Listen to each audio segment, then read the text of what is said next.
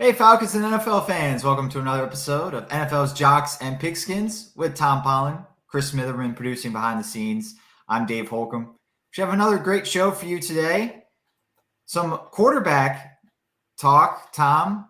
Yeah. Michael Penix starting to warm up. His draft stock is starting to heat up a bit, I guess is the way I should say it, with around the Atlanta Falcons. So I think we're going to spend a big bulk of today's show talking about that, talking about the possibility of Falcons making yet another quarterback addition. And we have some maybe house cleaning items that we're going to get to, some things that we hadn't gotten a chance to talk about, an update on the Falcons tampering investigation that's going on with the NFL, the Arthur Blank and head coach Raheem Morris addressed it at the league meeting a couple weeks ago. We'll share their comments and react to it. Desmond Ridder also had an interview with ESPN, talked a little bit about his time with the Falcons. So we'll touch upon those things in the next hour. Yeah, it was surprising to see what Ridder had to say, but was most surprised by the fact that the Falcons really, sent everybody in the kitchen sink up to Washington to watch, to work out Michael Penix. So I don't know what that means right now, but, talk it through and see what we come up with. Because, we keep saying edge rusher, but, it's going to be interesting to see how that develops. Yeah, and the original reporter that was in on that story with the Falcons sending everybody you were talking about, general manager Terry Fontenot, head coach Raheem Morris, and more to Seattle to privately work out Michael Penix was Albert Breer. Albert Breer's exact tweet was, the Falcons are sending a sizable group to Seattle to conduct a private workout with Washington quarterback Michael Penix today, per sources. Head coach Raheem Morris and general manager Terry Fontenot are among those in the traveling party, which left this morning. And then a nice enter, and last sentence to kind of get our appetites wet, Tom. He says Atlanta holds the 8th overall pick. And that kind of, I saw other writers, reporters using that same method, talking about, introducing the story, saying the Falcons are heavily scouting Michael Penix. By the way, they have the number 8th overall pick, somewhat implying there, maybe not saying that that's where the Falcons are definitely interested in grabbing him, but there is an implication there by putting in that sentence that Michael Penix is a possibility at number 8 for the Atlanta Falcons. Yeah, it's funny. You're right. It really is funny how they word that. And I would be disappointed if they did go for Penix at number 8. I don't think he's a top 10 quarterback. Top 10 quarterback in the sense of like a top 10 guy you want in the draft. Yeah. He's just not. If he was a can't miss prospect, or even, a prospect who has had success but still needs a little growth like Jaden Daniels or Drake May, yeah, you stretch and you go ahead and get him. But there are holes in Penix's game that, you're going to have to work with him to fix. Now, I know we did say at the time when Kirk Cousins came in, that the best, it would be ideal to see the Falcons get an heir apparent in who can learn under Cousins and kind of pick up the game, work on his fundamentals, work on his pro game, and then have a chance to be the man once Cousins' contract runs out, which I think is going to be 3 years. I don't think they'll ever get to the 4th season on that. But yeah, I think most people agree with you. 2 to 3 years with Cousins. So I'm looking at, I know the interest is there. There are reasons for the interest. He does have some upside.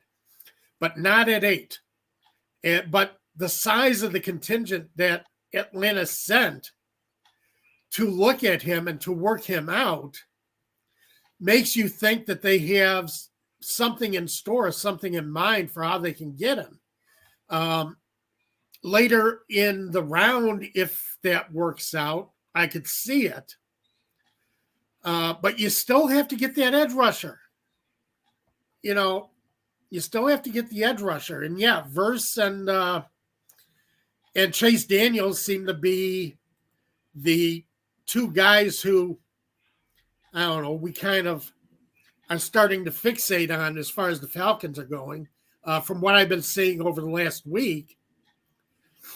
So one of them has to be the guy that the Falcons take at 8.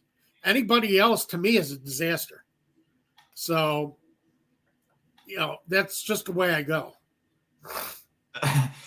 Disaster, a strong word, but Jason kind of uses another strong word that might be a synonym in this case for disaster: nightmare. Penix at number 8 would be a nightmare, Jason says.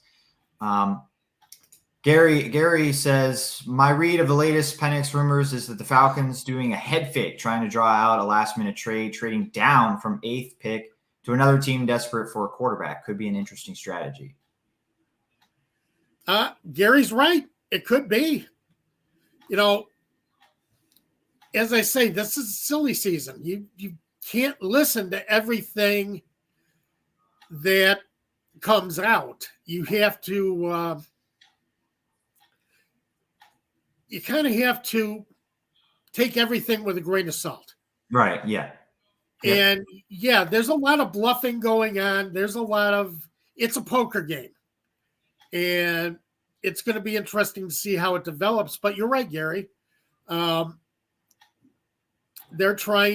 could be trying to let other teams think that, they're looking in a different direction than the obvious one. But Jason, I think you're right. They could trade back, and if they can get another first round pick or somebody else's first round, you still got to take Jared Verse though, or Dallas Turner. Even if you trade back, you take the one that's available. So I have an interesting proposal for you, Tom. And Jason also agrees with you trading back. I think I would take the best edge rusher at 8, no matter what. Right. And then you try and trade back up into the first round. I think I've mentioned the Ravens trading up for Lamar Jackson before on the show. And that's worked out swimmingly. Obviously, it's because Lamar Jackson has been a great star, great quarterback, MVP guy in the NFL. I don't know if Penix was ever going to be that. But if you believe in Penix, I guess if you believe in Penix, you take him at number 8, no matter what. But I think you can hedge your bets by taking the best edge rusher at number 8. Huge need, been a huge need for 5 years. You have Kirk Cousins, so you don't immediately need the quarterback. But if you love Penix, you can go back into the first round. And one of the big reasons why I think you should do that, not just to get Penix, you want him to have the ability to have the 5th-year option with him. Yeah, right. That is really a big thing with your young quarterbacks to have. You have a little bit more flexibility there, especially when you already have a starter on your team for the next at least 2 years. So Penix isn't going to play until, if he's on the Falcons, he's not going to play until 2026 at the earliest. Right.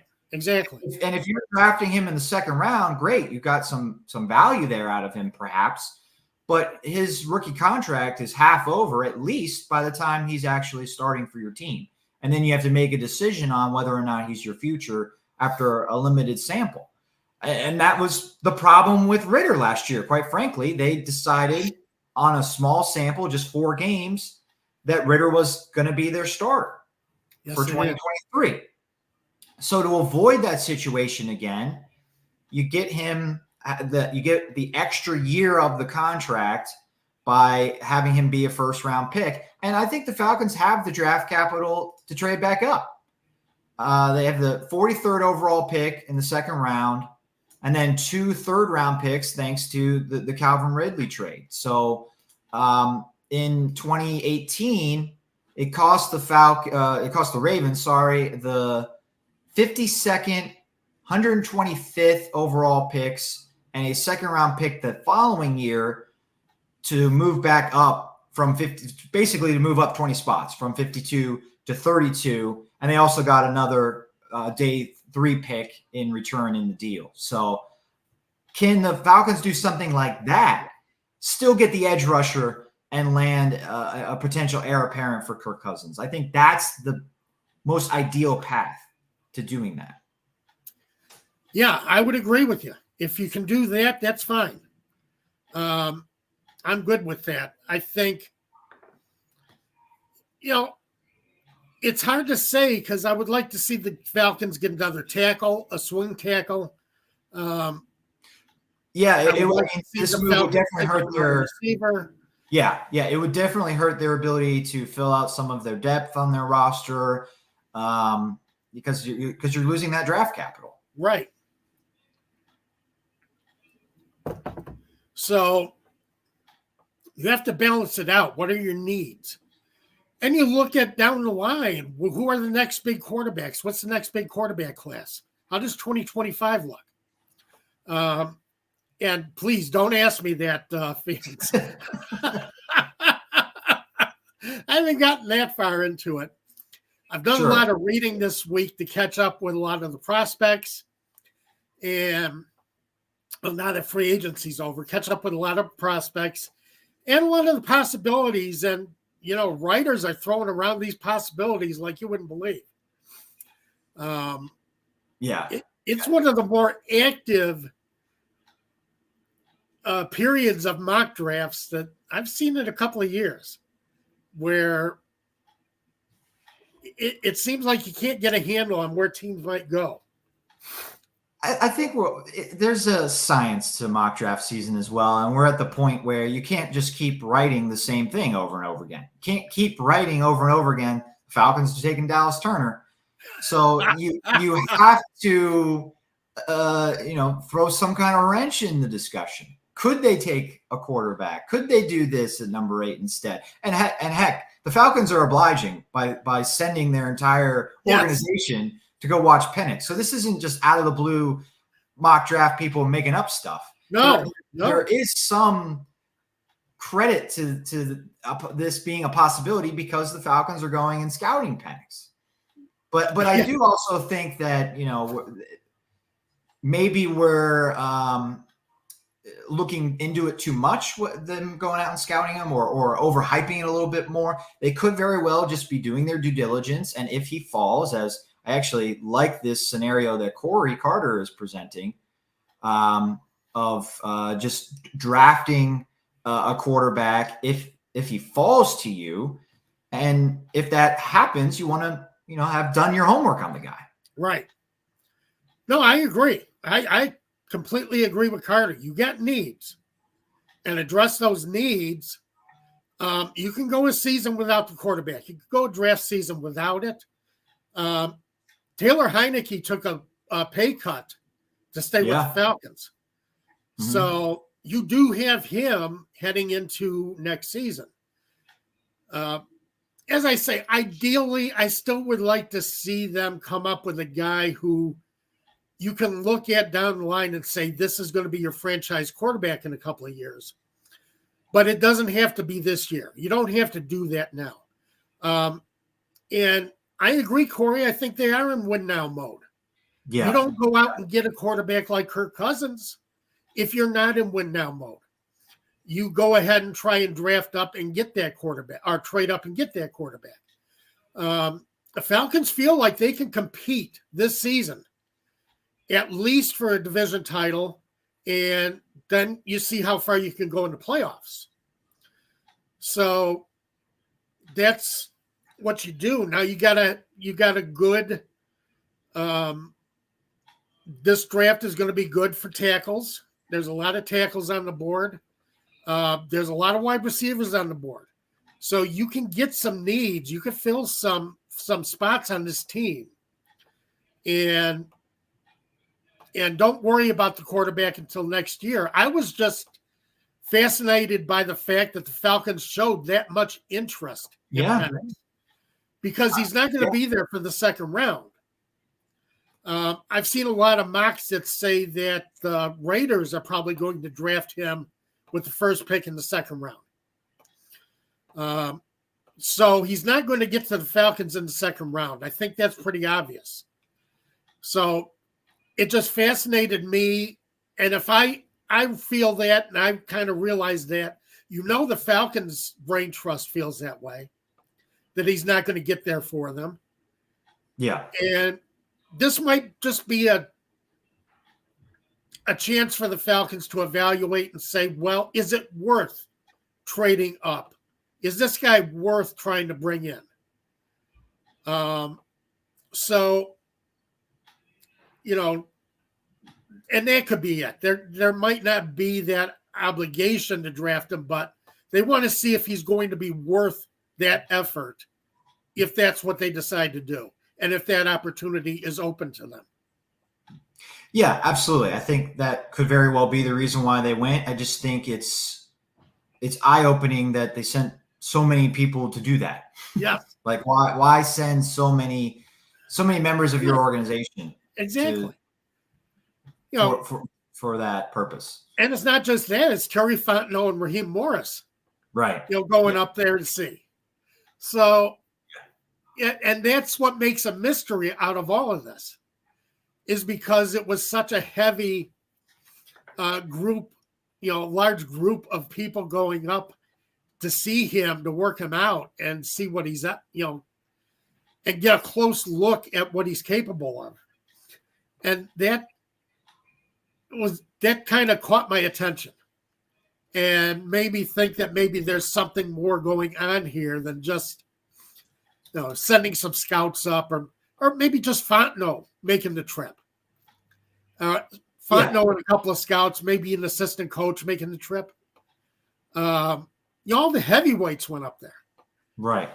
So it's not exactly a close trip either. They're not taking a fun bus ride to Georgia or Alabama. They're going all the way to Seattle. Exactly. That's a heck of a flight. So, Yeah. So that's what really caught my attention. That's why I'm like, after I read this yesterday, I was like, what the heck are they doing? What are they thinking? And then you try and put yourself into the mindset of Terry Fontenot or Raheem Morris and start trying to put yourself in their heads. And, I don't know if I want to go, because it's hard enough just being in my head.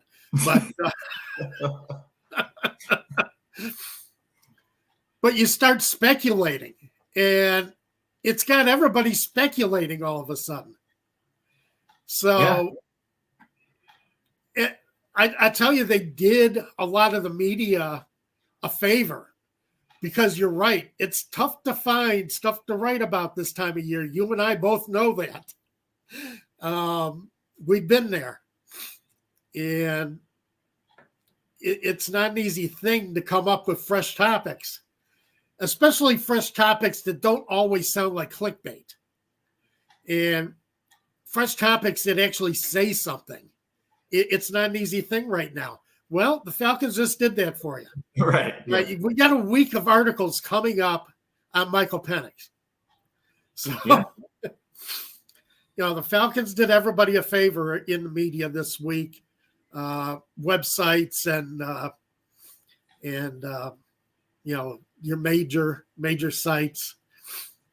They're gonna gnaw this one right to the bone. Oh, so. Yeah, absolutely will. All quarterback stories are gnawed to the bone. That's for sure. Right. Jason brought up a very interesting point. One reason why he's in favor of them trading back is because of the potential tampering charges that they may get. Still, the league's still investigating them, and that could admittedly make it harder for them to do what I said they should do, trading up for Penix if they're interested in him, and get him late in the first round after taking an edge rusher at number 8. If you lose a 3rd-round pick because of the tampering investigation, that will be a lot harder to do. So let's get into, updating that situation at the NFL spring meeting a couple weeks ago. Yeah. Arthur Blank spoke to reporters about it. He said the tampering deal, we obviously don't believe we tampered, and we share all the information with the league. And they'll review the process and the facts, and they are in the middle of doing that. And whatever the result is, we'll deal with it. Raheem Morris also addressed the situation. He said, I'm not allowed to really discuss right now while it's under review, but I've got a lot of confidence in our people that we did the right thing. It is what it is, and some of those things happen when you get excited, when you're talking about those things. We'll talk about those things at the appropriate time. It's just right now, it's probably not that time. And just as a reminder, the reason why this is why the league is investigating the Falcons for tampering was for a comment that Kirk Cousins said the day that he signed. He said, when you get here and you look around and you think, boy, there's a lot of great people here. And it's not just the football team. I mean, I'm looking at the support staff meeting, calling our head athletic trainer and talking to our head of PR. I'm thinking we've got a lot of good people here. Yeah. And that's excited to be a part of is how he ended that. And he wasn't technically supposed to be talking to any of the people that he called out the day before. He said that he was talking to them. So that's led to this whole thing. And my reaction, honestly, Tom, to Blank and Morris, I know they denied the allegations, but I think there was some admittance, or not admittance to wrongdoing, but just like admit that they know something's going to happen. They know that punishment is coming. They know they're guilty. All right. They made their comments with a little wink to the camera saying, they're not going to admit it out loud, but they also kind of said, yeah, we know, it's fairly obvious. We know you're going to ding us. It's just a matter of time. The thing is, it's not going to be a this year pick. It's going to be a 2025 pick. So they still have the full range of picks to do what they want in this draft. The interesting thing is how it affects their 2025 draft. So, and that I do want to see, but yeah, I mean, they know. Arthur Blank knows. He knows that they're only supposed to talk to Cousins' agents during that tampering period. And they got a little rambunctious. They got excited. They got ahead of themselves and brought Cousins in. And there's not much they can say to defend themselves. Now, according to Pro Football Talk, they think the punishment may not be as bad against the Falcons because of Rich McKay's connection with the NFL brass and, being part of the competition committee, that the Falcons might not be treated as drastically as maybe the Patriots or the Dolphins have, because they do have that NFL connection in the NFL office. So, and I would encourage everybody to go to Pro Football Talk and check out that. Check out what Mike Florio had to say. Was interesting. They did a little video on it. And I agree with Florio. I think they essentially did, without saying that they tampered. And they're going to lose a pick at some point. But it could be, it's going to be a 2025 pick. It's not going to be now. It's too soon. It's too close to the draft to take one away from them this year. So expect it to be next year. So that might not impact, what they want to do, or potentially with Penix or trading back, and it should have little to no impact on what they're doing this year in the draft. But so do you think it'll still be a draft pick, even if it's a lesser sentence because of McKay's connection with the NFL and the competition committee?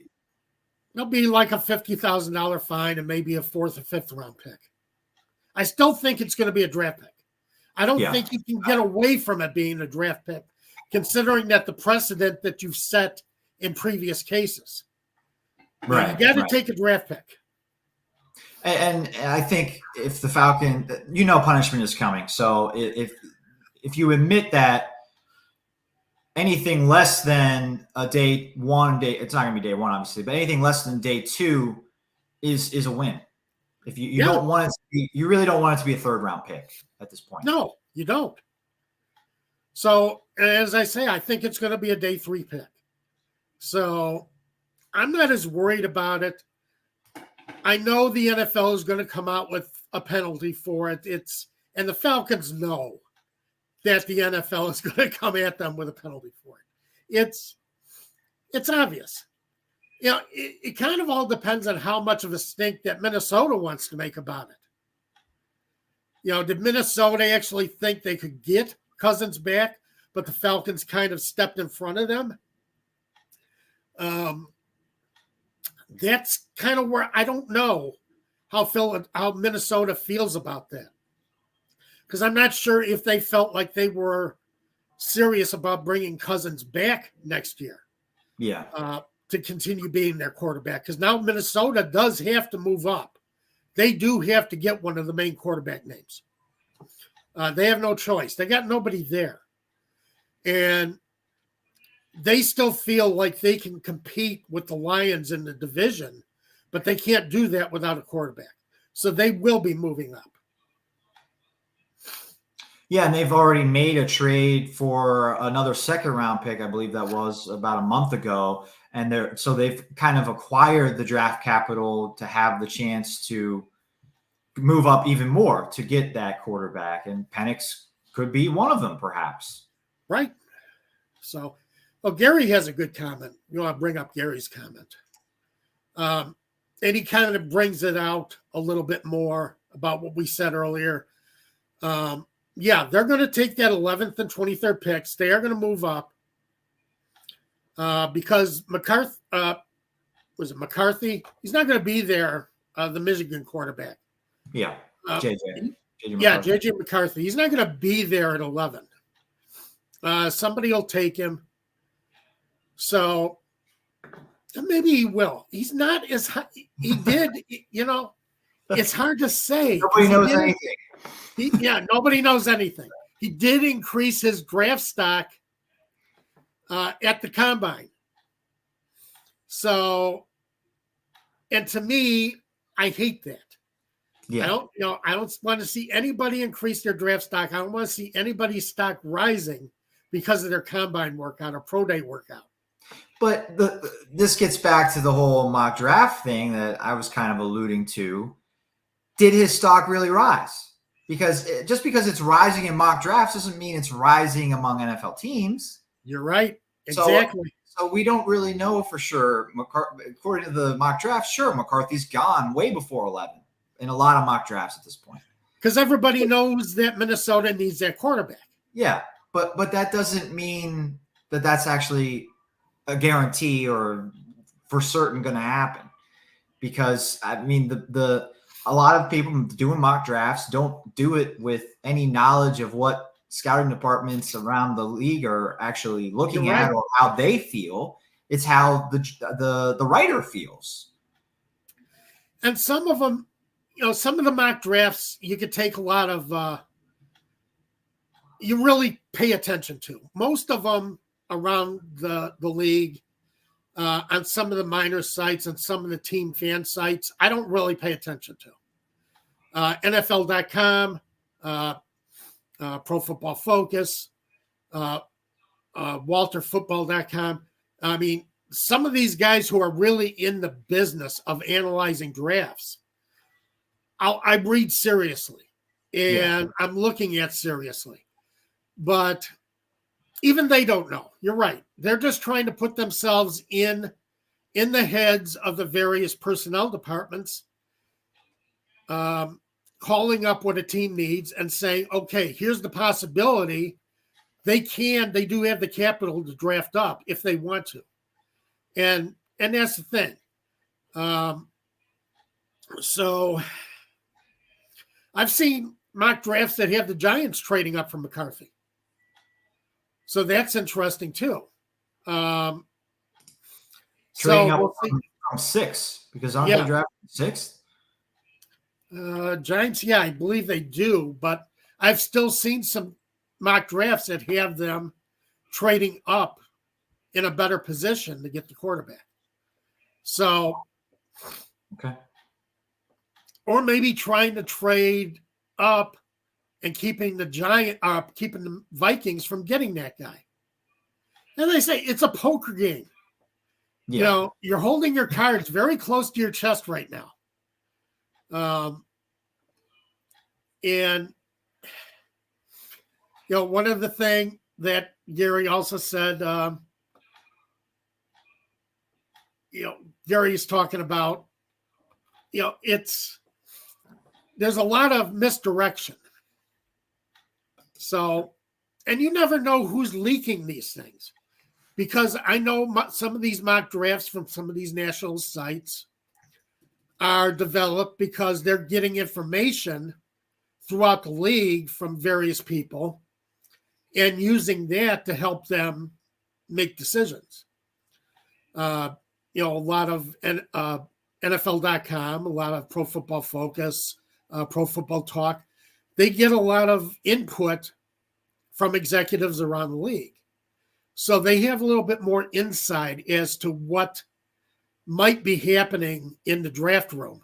But still, sometimes they throw these rumors out there just to throw other teams off. And it is a big bluff. Big bluffing, double bluffing, to try and get other teams to commit themselves or try to get other information that shows that, you know, maybe another team is second guessing and might be taking you seriously for those plans that they're seeing for trading up. And, you know, it's just a wild game. The draft season is a crazy animal. And it's almost impossible to get your head around until it comes time for round one. And then you start seeing how things start to fall. But you know what else is a crazy animal? Huh. Prize Picks. Hey, yeah, you're right. My God, we got to get Prize Picks in there. Our sponsor of the show, Prize Picks.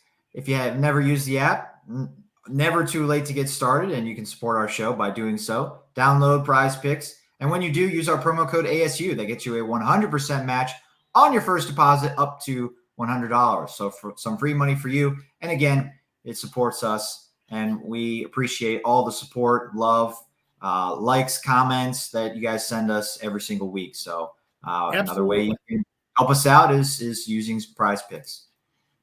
Yep. Yeah, we got basketball. We got the Final Four coming up, so they'll have player props for that. They'll have player props for NBA, NHL, baseball, Major League Baseball. So there's a lot of action going on right now. Take advantage. Sign up for Prize Picks and take a look at all the possibilities. Really exciting home opener for the Braves last night, down 5-2. Scored a run in the 8th inning, tied it in the 9th. Some spotty defense from the Arizona Diamondbacks in that 9th inning allowed the Braves to tie it, and then the Braves walk off in the 10th, which was pretty exciting. I was there with my dad, so it was really a great time. Oh, that sounds great. That's fun. And fireworks after. Oh, wow. Yeah. That's fantastic. Thought of you guys because it was getting a little chilly. Just sitting out there. It was windy, but I saw so many people wearing winter coats and had blankets and stocking hats. I'm like, guys, it's like 49 degrees. It's not. Well, I know the people in Atlanta, it drops below 50 and it's winter coat time. And I mean, yeah, it's going to be 50 today here, and I'm going to be outside in, t-shirt and doing stuff. So, yes. No, I thought of you, Tom. I thought of you, Chris. being up in the Midwest where it's like it snowed this week, right? Didn't it yes, snow? Yes, it did. It snowed. Didn't stick, but it snowed. It definitely was snowing on Wednesday up here. I mean, it was I was like, you got to be kidding me. That's when I got sick. I mean, it was the rain from Monday, Tuesday turning to snow, and now it's just sunny outside. I mean, I said, this thing's got to make up its mind. I mean. Yeah. Well, and then the Braves, I would think the Braves players weren't that cold last night because they were in Chicago this week playing the White Sox, and one of their games got snowed out. Yes. So probably we're thankful that, it's 50 degrees. No, it's not that bad. It's a little breezy, but not too bad. I tell you what, try sitting at Wrigley Field in the stands when in April and early May, when the wind's coming off Lake Michigan. It might be 50 degrees outside. It's going to be 30 degrees inside the ballpark. It gets cold. And you might go in there with a light jacket saying, boy, it's a warm day today. And then you will freeze your tuchus off because it is just, I've done that too many times, going to Wrigley Field and just stupidly not dressing for what I know it's going to be. And I've done the same thing. I don't like bringing jackets places because I'm always afraid I'm going to leave it and forget it. Yeah. If it gets too warm and I'm not wearing it, then I'm going to leave it behind. So I end up not bringing it. And I think it was 2 years ago. It was cold at the Braves game. It was actually, I would actually call it cold. I think it was below 50. We're in the upper deck and windy and whatever. So I ended up buying a coat at the game, which I don't advise doing. That's going to cost you a pretty penny. Oh, yeah. But that was the coat I was wearing last night. So that was okay. Nice. Well, you get more use out of it. Yeah. It is pricey, but it's not like you don't wear it going forward. So, but yeah, they'll ding you for it at the game. Right. So, yeah, of course. Everything at the game is pretty expensive. Corey doesn't ask. He says all the people of Atlanta are from the north. There are a lot, and I mean, I'm one of them. I live in Marietta, originally from the north. So, Corey, where are you from? Are you from? Do you live in Atlanta? I guess should be my first question. Now, are you originally from the Atlanta area? Because I guess most of our listeners probably are from Atlanta. I don't think the Falcons have a huge national following, so probably more Atlanta people watching. Corey says he's from. Corey's from Georgia. Yeah. Georgia.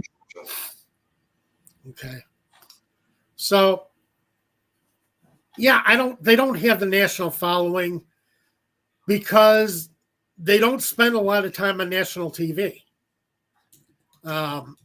They're not one of those top tier, we got to get them on prime time 4 or 5 times a year. They haven't reached that pinnacle like, say,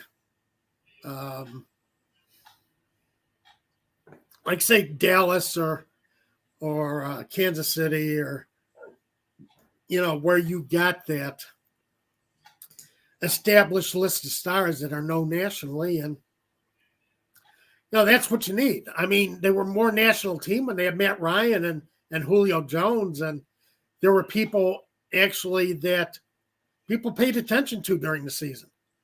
So, and the Falcons were always, a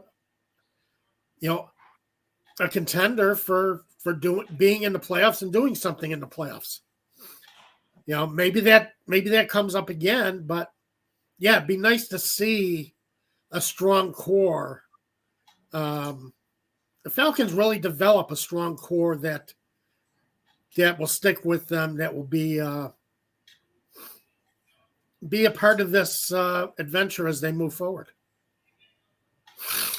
I looked up where Tifton is, Corey. I honestly did not know where it is, but about 3 hours and 15 minutes south of where I am, probably about 3 hours south of Atlanta. So that's pretty cool. Real Georgian, as he refers to himself. Brian chiming in says, not everybody from Atlanta is not from Atlanta. born and raised in Sandy Springs. And Brian, I have a friend who was also born and raised in Sandy Springs, a guy I go to Braves games with. So yeah, maybe Sandy Springs is the place to live if you're from Atlanta. I don't know. Just two guys I know that are from Atlanta who live in Sandy Springs. Jason lives in San Diego. I didn't know that, Jason. That's cool. Wow. Okay. Cool. That's supposed to be a great place to live. My wife and I are planning a trip to San Diego. We have a wedding to go to in October, and we're hoping to catch a Chargers game. I know they don't play in San Diego anymore. I said that to somebody this past week. They were like, Dave, they don't play in San Diego. We're going to drive to L.A. Right. Drive to L.A. But I'm looking forward to checking out that stadium. Oh, SoFi Stadium looks impressive. It's just from what I've seen of pictures and, TV from games, it looks like it's a hell of a stadium. They pulled out all the stops when they built that one. So be interesting to see that, in person. So I'm glad you're going to get that chance. Jason says, born in Albany, Georgia, lives in Maine. That's cool. So still following the Falcons, I guess, up in Maine. That's awesome. Yeah, absolutely. And Dave, I understand that, like, if you're from Atlanta, you could feel this way, but I can't complain about Atlanta being too transient because that's me. So, I enjoy Atlanta. I think it's a really nice city. I understand maybe it's not the most, I don't know. It's not like Boston in the sense of everyone living in Boston is from Boston, or maybe right. or something like that. It's different, but it doesn't mean it's not a nice place to live. Yeah, so. Exactly. So Larry says born in Marietta, lives in Toka. Is that how you say that? Been a Falcons fan since 1972. Okay. Oh, okay. Dave says wasn't a criticism. Okay. No, but it is known as a transit city. So yeah, it's nice to see. Well, just the fact that we're seeing a lot of people really have roots in Atlanta and established roots in Atlanta. I mean, it's a transit city because of all the industry, all the corporate buildup that's happened in Atlanta. But, as you start putting down roots, as you start having families, it stops becoming a transit city. You have people who identify with Atlanta and that's their home city. So, well, and I think what's cool is the people in our chat chiming in are from Atlanta or Georgia, I should say, and they've moved somewhere else, but they still are rooting for the Falcons, watching the Falcons, which is really cool. I know some of the people maybe didn't say, "Oh, I'm a Falcons fan," but like Jason says, born in Albany, lives in Maine. I'm assuming he's a Falcons fan because he's watching the show. So right. No, but that's great. But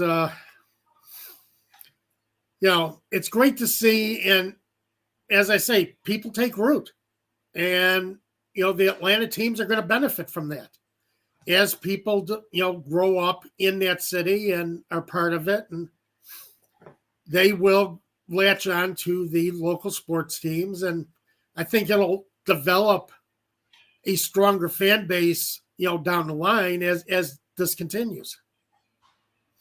So, Jason says not changing teams no matter where I live. I gotcha. Love it. No kidding. Yeah, that's the way to do it.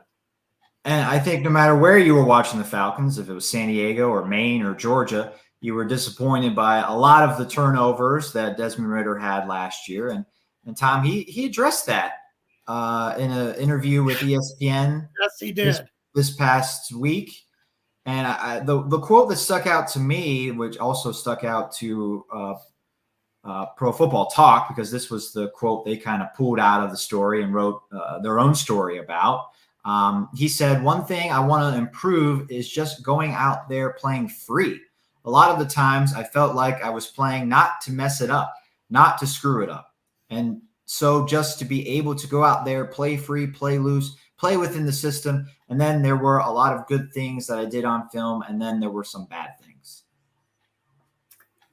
Yeah.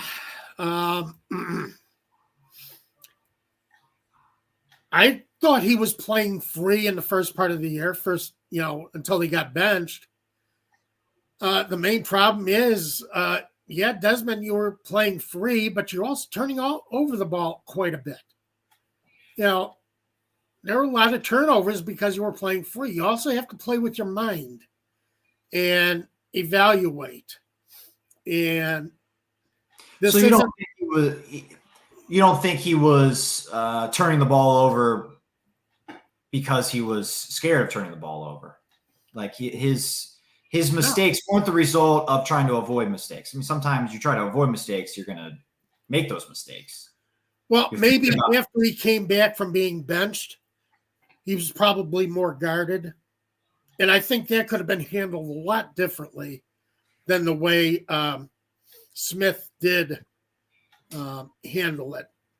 Because I think he went in and probably Ridder, because the feeling I got was, well, we don't have anything better. We're going to put Ridder back out there. I didn't see much that encouraged Ridder to say, you're still my guy. Wanted to see how Heineke would play, but I still want you to succeed. I didn't see any real positive reinforcement for Ridder when he went back into the lineup as a starter. And I think that's where he was playing guarded.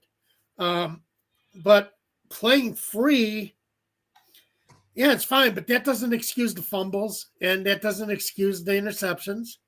You turn the ball over a lot. Yeah. And, ultimately you got to own up to that and realize, you did have some good tape.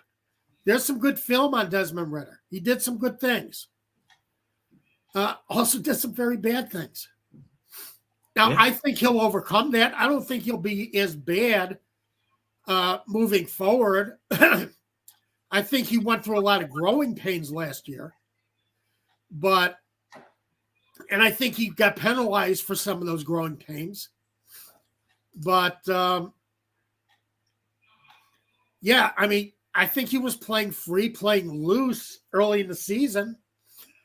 And he got benched because he was making mistakes. The thought process wasn't complete. Too many fumbles, too many interceptions. And you just can't have that, especially in the red zone. Yeah. Yeah. Another interesting quote from the story that Ridder said, it just happened to be that those bad things outweighed the good. There was a lot of the games where it was 90% good and 10% bad. And those 10%, that just happened to be the determining factor of the game. I think he's rationalizing. I think I can defend the first comment a little bit more and say that maybe that was a poor reflection on Arthur Smith and not allowing him to play free a little bit more, not instilling more confidence in him, not calling the offense to the point where he felt more comfortable. But this last comment where it's like 90% good, but 10% bad, like 10% bad is too much. Yes. You can't have 10% bad if you're an NFL player. Everybody makes mistakes, but it's not 10% bad. You want to see Patrick Mahomes get 10% bad? Any of the top quarterbacks in the league. That comment was just a little quarterback. And there's a few professions in sports positions that are like this. I think goalie in hockey is one.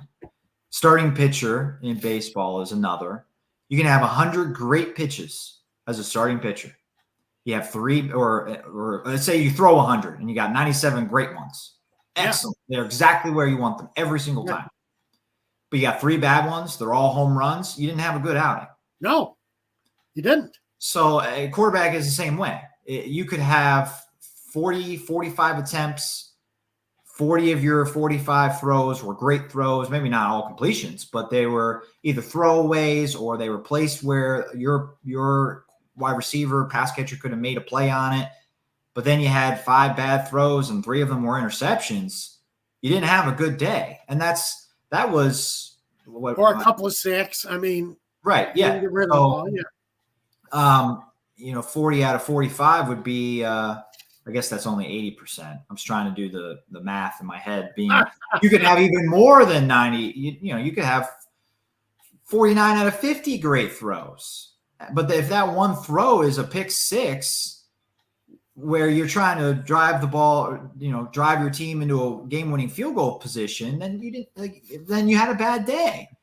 Yeah. So I think Ridder maybe needs to change his mental approach to the game a little bit and realize that, hey, these turnovers, these mistakes, that they are that's what keeps me. That's what got me benched. That's what I have to eliminate from my game if I'm going to be a starter again. And I can't have I can't have that inconsistency. I can't have those errors. Maybe I'm not going to have the upside of an MVP level quarterback, but if I'm going to be a starter, I can't have any bad. I can't have, it can't be 90% and 90 and 10.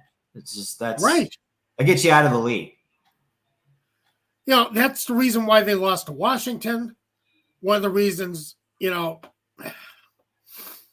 lost to Jacksonville, 3 turnovers. They had 3 turnovers against Tampa Bay. They were lucky they won it, but their defense won that game. And the problem is those turnovers were in the red zone. One was when Ridder was trying to run into the end zone, dropped the ball, and, it was the touchback to the 20 thing. Tampa got the ball. Yeah. You can't do that. Yeah. That has nothing to do with playing free. That is playing careless or making bad decisions when you throw the interceptions. 12 interceptions, 12 touchdowns. That's not good. You got to own up to the fact that, you made mistakes. It cost your team some games. Yeah, sure. I mean, he brought the Falcons back against the Packers. That was a great game. That was exciting. But, other times it seems like as I say, the Tampa Bay game, the Falcons won it despite the fact that Desmond Ridder was playing quarterback. So you just can't do that stuff. And now I would say later in the season, he had a lot of problems because I think Smith did affect his confidence at times. Smith didn't give him that confidence, that feeling like you are the guy, you're my player, you're my quarterback. I really didn't hear much from Smith saying that over the course of the season, where he put a lot of faith in what Desmond Ridder was doing or what he could do, what he's trying to see out of him. I think Ridder got thrown to the wolves, actually. Yeah. Ridder made a lot of mistakes. Yeah, some of those losses were because of Desmond Ridder. And you got to say, Raheem Morris was right in saying that, if the Falcons got better quarterback play, I wouldn't be standing here right now. But I also don't think Ridder got the support as a, basically first-year starter. 3rd-round pick, first-year starter, and you kind of threw him to the wolves, and he did some good things, did some bad things. So it's rough. There's blame both ways. Because, ultimately the player has to own up to what he did on the field. But you got to look at the circumstance, too. He didn't have the really good circumstance. No quarterback coach, no offensive coordinator, offensive coordinator in name only. And, Arthur Smith, who's got a lot to think about on offense and defense. I mean, he's the head coach. He's got to oversee both. Yeah. So what are you going to do? I felt bad for Ridder, but I think this is the best thing for him is he got traded. Don't try to rationalize it, though. Don't put the Falcons in your past. I'm going to St. Louis. St. Louis, my God. That was a while ago for those. I'm going to Arizona, and I'm going to learn. I'm going to be with this team, and I'm going to move forward, behind Kyler Murray and this coaching staff and continue to learn. And, I'm fine with that, but don't start trying to rationalize everything. Part of that was your fault, Des. So and I saw that a lot of the Falcons fans on Twitter were really giving him a lot of grief because of those comments too. So it was interesting to see how Twitter reacted to that, or how X reacted. Right. Yeah. Twitter.com. I do think in Ridder's defense, I think he is moving on to a certain degree. The interview asked him to reflect on his time in Atlanta, so he did that. I pulled the quotes out that were relevant to the Falcons, so maybe making him look worse than he actually was in the interview.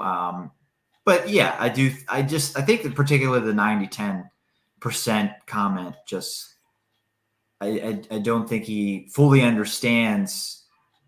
I don't want to say how to play quarterback in the NFL, but the importance of ball security, the importance of, that 10% where you're not good is the best quarterbacks don't have that.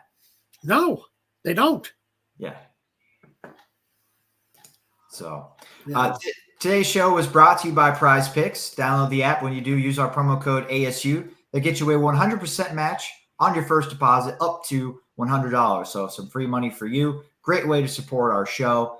Tom, we're just about out of time, but I do want to just briefly mention the big NFL news around the league this week. Stefan Diggs from the Buffalo Bills getting traded to Houston Texans.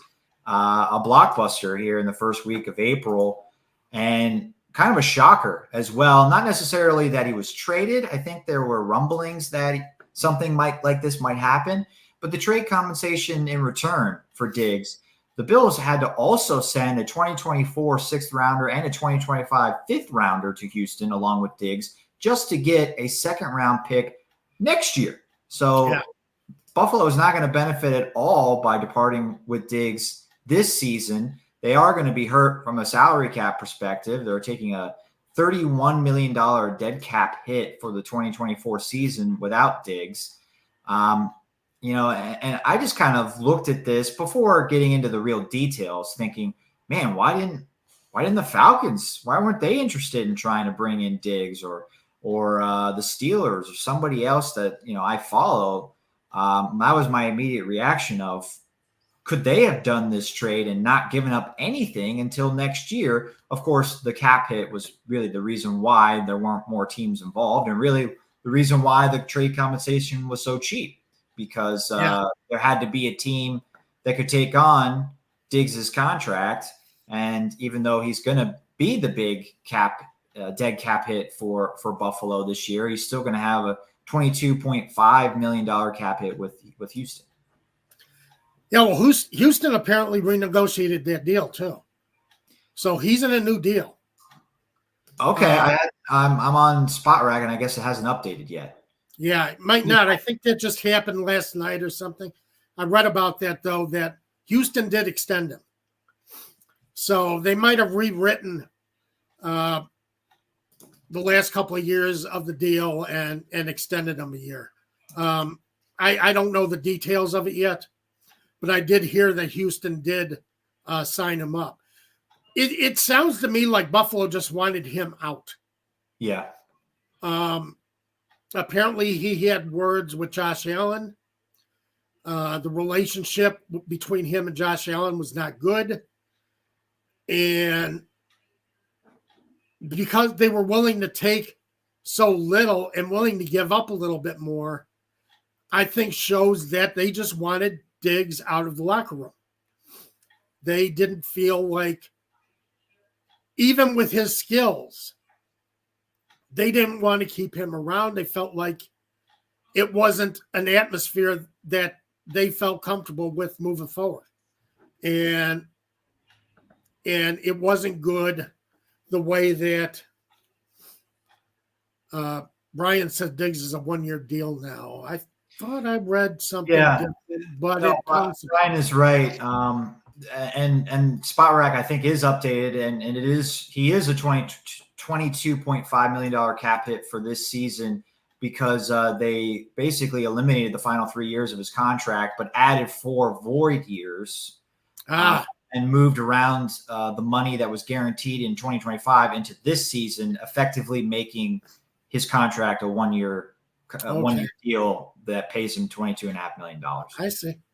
All right, that's a good way of doing it. I mean, yeah, okay, that's, when I heard that they had reset his deal, I wasn't aware of what the details were, but I thank Brian for bringing that up. And why not? It's a 1 year, try it, see how he works with Stroud. And, I mean, if it works out, they could bring him back on a new deal. Yeah. Now, Houston already has a couple of, sharp receivers down there that are young, not costing them a lot in cap. And it's overall a young team. So I think they can get away with that cap hit this year. I don't think long-term it's going to do them any harm.